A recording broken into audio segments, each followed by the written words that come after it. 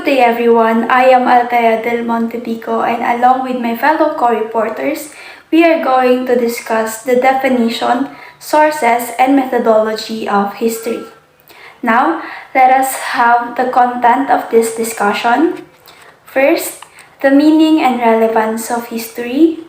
Second, distinction of primary and secondary sources. And lastly, external and internal criticism. Our learning objectives are the following. First, to understand the meaning and relevance of history, to understand the difference between primary and secondary sources, and lastly, to evaluate, determine, and differentiate the primary sources for their credibility, authenticity, and provenance. But before we further go to our discussion, let us first have some pretest to check if you already have a prior knowledge about our topic. You are to write T if the statement is true and F if the statement is false, and we are going to find out if your answers are correct at the end of this discussion. So number 1, we have history came from a Latin word historia.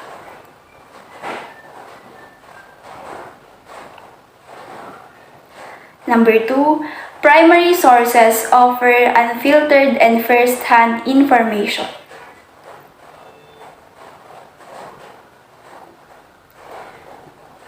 Number 3, internal criticism is the practice of verifying the authenticity of evidence by examining its physical characteristics.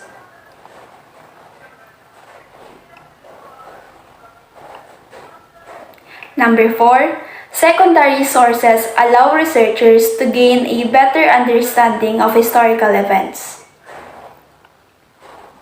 Lastly, historianist is a scholar or researcher who systematically study past events.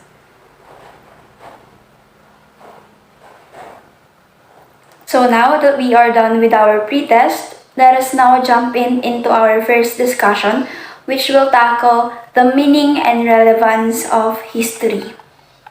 Ano nga ba yung kahalagahan at kahulugan ng nakaraan? So in etymology po is where a certain word came from. So saan nga ba nanggaling ang salitang history?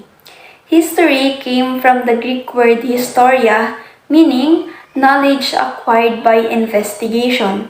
So ang history raw po ay ang kaalaman na nakuha hindi lang basta-basta, bagkos mga kaalaman na nakuha natin na dumaan sa masusing pag-iimbestiga. So ito yung mga knowledge na hindi lang natin basta-basta na-acquire or nakukuha, but then this is the knowledge na kinakailangan natin ng masusing pag-aaral, pagtatanong at mga konkretong ebidensya para magbigay credibility sa mga information na ilalahad natin. So here we have John J. Anderson, 1876, A Manual of General History. For them, history is a narration of the events which have happened among mankind, including an account of the rise and fall of nations, as well as of other great changes which have affected the political and social condition of the human race.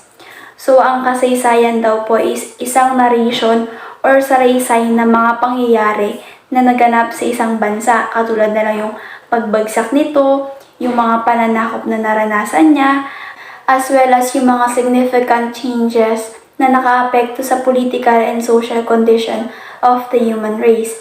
Let's say for example, bakit nga ba democratic ang Pilipinas? Saan nga ba natin natutunan yung sistema na yon?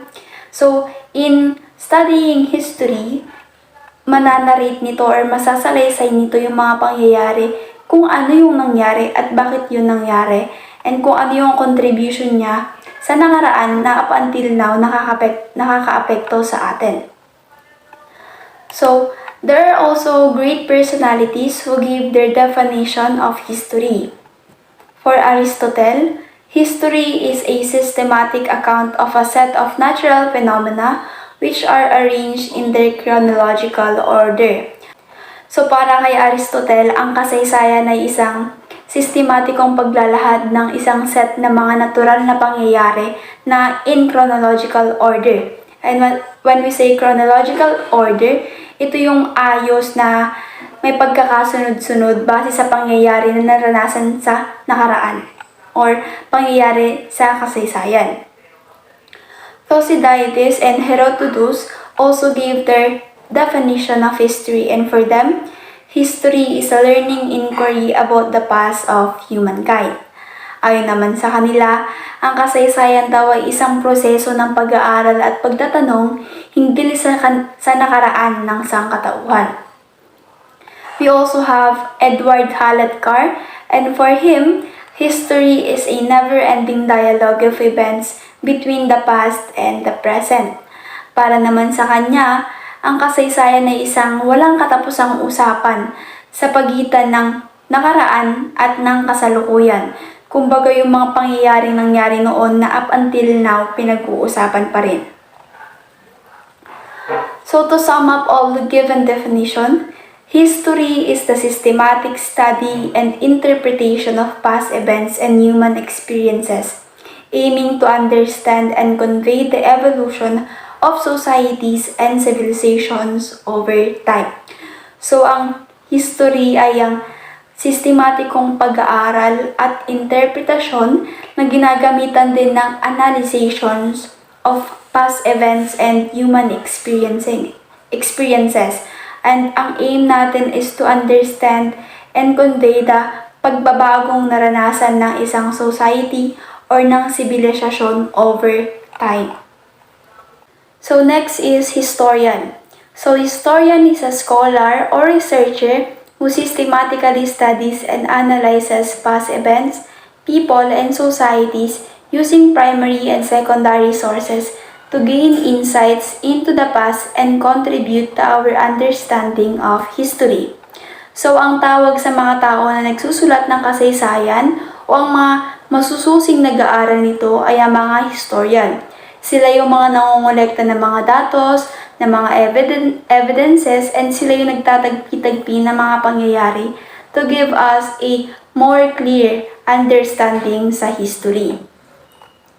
So, while historians are investigating history, they construct theories along the way. So sa letter A, we have factual history. Letter B, the speculative history. So in factual history, it answers the questions what, when, where, and who. It provides the readers the plain and basic information, the events that took place, the time and date with which the events happened, the place with which the place took place, and the people that we were involved. While in speculative history, it answers the question why and how, and it goes beyond facts because it is concerned about the reasons for which events happened and the way they happened. So, if we are going to study history, hindi pwedeng magfo-focus lang tayo sa factual history and inineglect na natin yung speculative history and vice versa. Hindi pwedeng magfo-focus lang tayo sa speculative at inineglect na natin yung factual. Para silang kambal and hindi pwedeng mawala yung isa because let's say for example yung event wherein pagkamatay ni Rizal, hindi pwedeng alam lang natin kung saan siya pinatay, kung kailan siya binaril, at hindi pwedeng alam lang natin na binaril siya. But then we don't know the reason why and how siya namatay. Bakit nga ba siya binaril? Paano nga ba siya namatay? If we are going to study history, dapat alam natin yung mahahalagahang date, lugar, tao, at the same time, alam din natin yung rason at kung paano iyon nangyari. Next, historiography. Historiography is the practice of historical writing, the traditional method in doing historical research that focus on gathering of documentations from different libraries and archives to form a pool of evidence needed in making a descriptive or analytical narrative. So yung historiography is the systematic and comprehensive study of historical events and thread through the analysis of interpretations of historical writings and sources. So, sa madaling salita, ang historiography is ito yung pag-aaral at pagsusuri kung paano isinulat at binubuo ang kasaysayan sa paglipas ng panahon. So, to sum up, history is the study of past events, while historiography is the study of history. And now that we have the knowledge about the meaning of history, ngayon na alam na natin yung kahulugan ng history, let us now find out its relevance. Aralin naman natin ngayon yung kahalagahan nito. Bakit nga ba tayo naglalaan ng oras? Bakit nga ba siya kasama sa curriculum?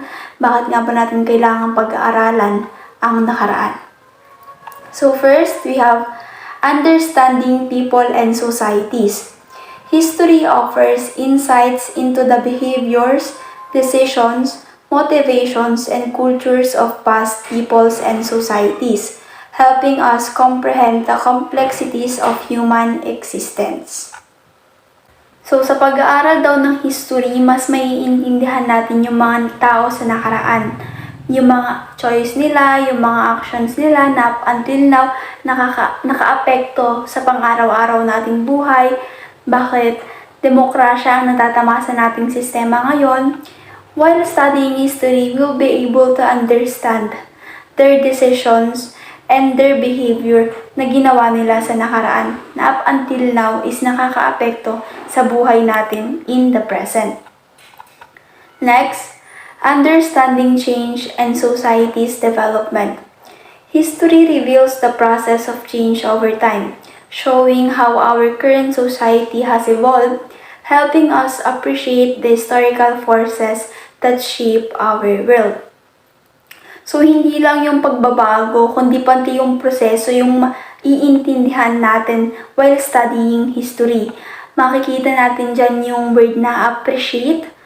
And by knowing the struggles ng mga tao noon, yung mga paglaban nila, paglaan nila ng buhay so that we can have the freedom that we have right now, mas malalaman natin and how our society evolved and mas mabibigyang galang or mas mabibigyang importance natin yung mga sakripisyo nila para sa mga nakakamit natin today.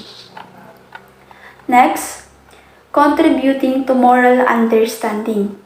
History often presents moral dilemmas and ethical challenges faced by individuals and societies in the past, offering opportunities for reflection and ethical growth.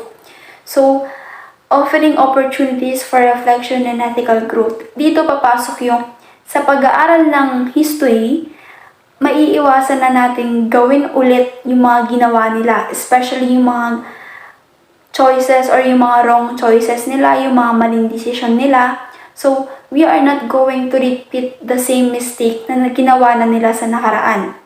And by that, we will be able to reflect and achieve ethical growth na yung mga mali nila noon, dapat iwasan na natin ngayon or we are the one who's going to give solution na sana hindi na natin maulit kung ano yung pagkakamali nila sa past. Next is providing identity. History connects individuals and communities to their cultural, national, and societal roots, fostering a sense of identity and belonging. So sa madaling salita, ang pag-aaral ng nakaraan ay nagsiserve as a backbone sa ating pagka-Pilipino na mahalaga na malaman natin yung pinagmulan natin and yung nakaraan natin. So to sum up, the relevance of history is not the past but a map of the past drawn from particular point of view to be useful to the modern traveler. History is who we are and why we are the way we are. Studying history allows us to observe and understand how people and societies behave. History also encourages a deeper understanding of difference. The relevance of the history is to learn from our mistakes. And lastly, we have a quote from George Santayana, and she said, "Those who cannot remember the past are condemned to repeat it." Good day everyone, I am Dacia Balas and together with Mr. Jari Cubano, we are here to discuss the distinction of primary and secondary sources. First, let us know the definition of primary sources. Primary sources are original materials that provide first-hand information or direct evidence about a particular subject, event, or time period. The nature of information of primary sources. Primary sources offer unfiltered, immediate, and raw information. They can include diaries, letters, speeches, interviews, photographs, artifacts, and official documents produced during the time under study. Next, the proximity to the event of primary sources. Primary sources are closest to the event or time period being studied. They allow researchers to gain a better understanding of historical or contextual events by examining first-hand accounts. The bias and objectivity of primary sources. Primary sources are often considered the most objective as they offer an unfiltered perspective from the time period in question. However, primary sources can also be biased or subjective, depending on the author's intentions or perspective. Next, the authenticity of primary sources. Primary sources are considered more authentic since they originate from the time period under study. They are seen as reliable evidence of historical events or phenomena. Next, the research goals of primary sources. Primary sources are vital for conducting original research, uncovering new insights, and making unique contributions to the field. They allow researchers to engage directly with the historical or social context. Next, let us know about the availability of primary sources. Primary sources can sometimes be challenging to locate depending on their age, condition, or accessibility.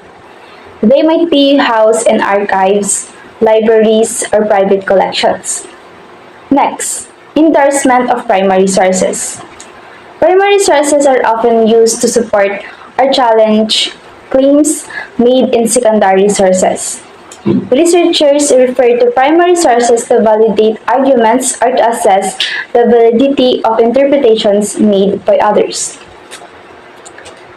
Next, the interpretation and analysis of primary sources. Primary sources leave room for interpretation and analysis since they often lack explicit explanations or context. Researchers engage in critical analysis to draw conclusions or construct narratives based on primary sources. Next, what is the usage and citation of primary sources? Primary sources are typically cited and referred to provide evidence, examples, or illustrations in academic research or historical analysis. After knowing what primary sources are, let us hear from Mr. Jari Cubano what secondary sources are for us to be able to differentiate between primary and secondary sources. Secondary sources, on the other hand, are interpretations, analysis, or evaluations that are based on primary sources. So we can call secondary sources the biased version because it is interpreted by an author's point of view. Next, secondary sources present synthesized, analyzed, and interpreted information based on primary sources. So, secondary sources holds informations that are already analyzed or interpreted, unlike primary sources which only describes a thing or event. Next, secondary sources are one or more steps removed from the original event as they rely on primary sources for their information. As it have said, secondary sources are more of a summarized version because it already undergone analysis and interpretation. And sometimes, primary sources aren't complete, so there's more likely some steps or event missing. Next, Secondary sources, on the other hand, are interpretations, analysis, or evaluations that are based on primary sources. According to its bias and objectivity, secondary sources are mostly biased based on its author's point of view. Next, secondary sources can be influenced by the interpretation of the person or entity producing the analysis, which adds an element of subjectivity. So, as I have said, the content of secondary sources may vary according to influence of its author.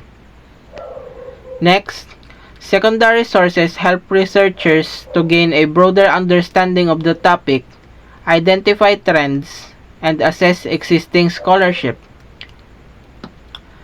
In terms of research, secondary sources tend to be useful because of its analyzed and interpreted version, which is very beneficial to them. Next, secondary sources, on the other hand, are more readily available through books, scholarly articles, online databases, and other published works. According to this, secondary sources are mostly books, scholarly articles, online databases, and other published works. Next, secondary sources are cited and referenced in further scholarly works to provide background information or as evidence for a specific argument. People tend to use information in a secondary sources because of its benefits, and it's mostly used for scholarly works. Secondary sources, influenced by the author's expertise and interpretation, provide analysis, context, and synthesized knowledge.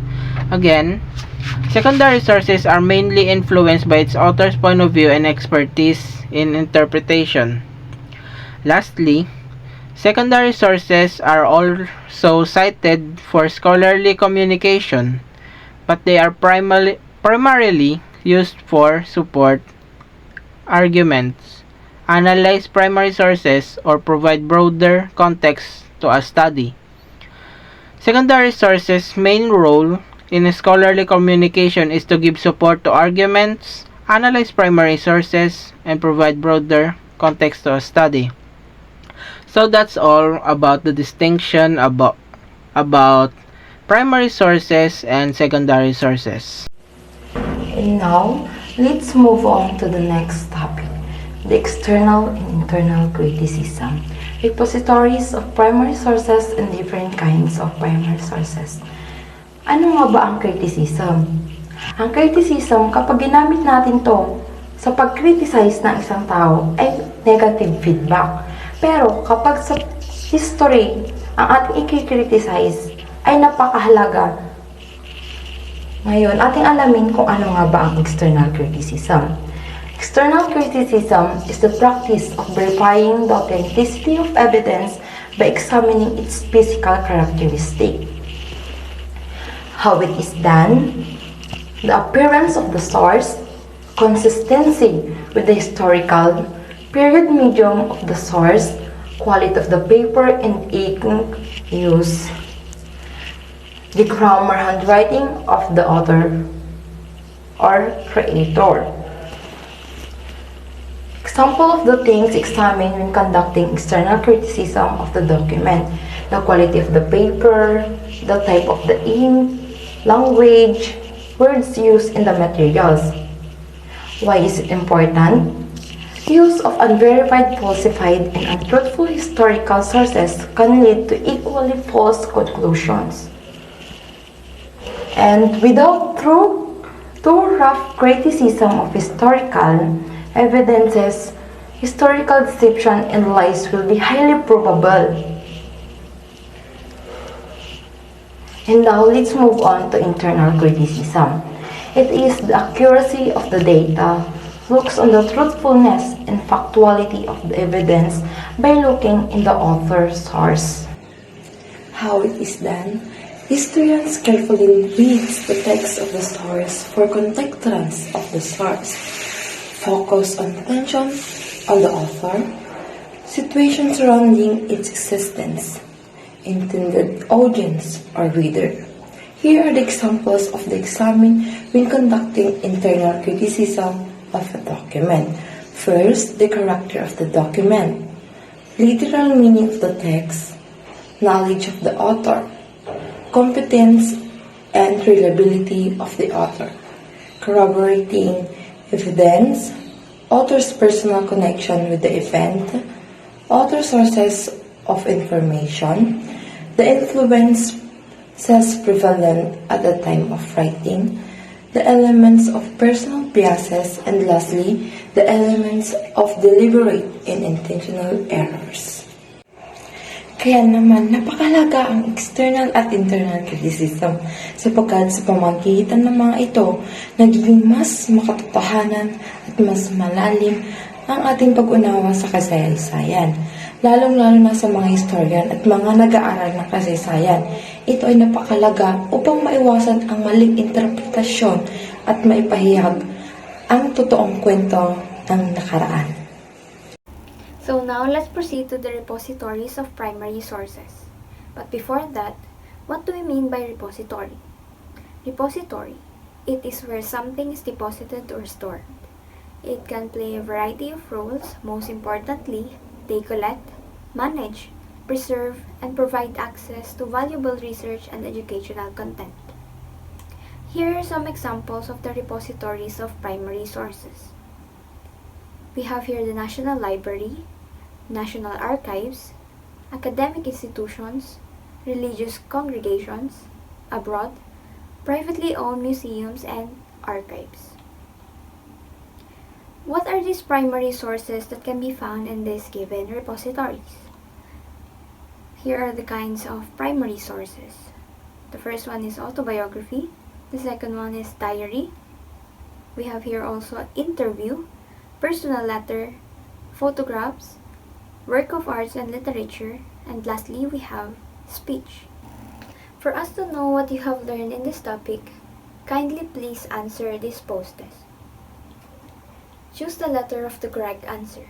Write your answers in your notebook. For test 1, item number 1, it is where they collect, manage, preserve, and provide access to valuable research and educational content. Letter A, primary sources. Letter B, secondary sources. Letter C, repositories. Or letter D, none of the above.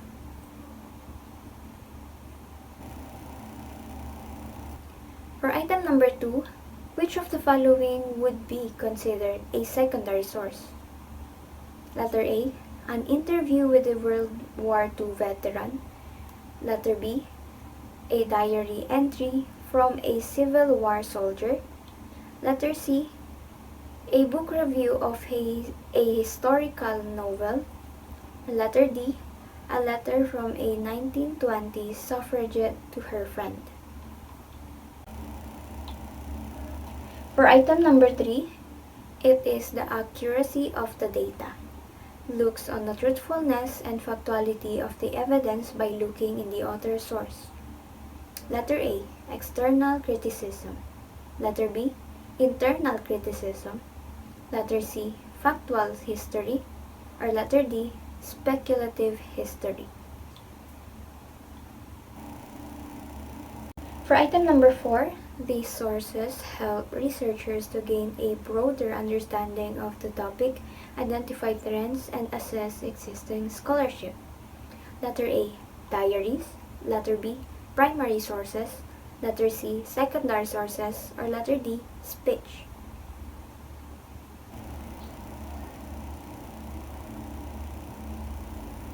For item number 5, it is the systematic and comprehensive study of historical events and trend through the analysis and interpretations of historical writings and sources. Letter A, historiography. Letter B, autobiography. Letter C, speculative history. Or letter D, speech. For test 2, write T if the statement is true and F if the statement is false. Number 1. Historiography is the study of past.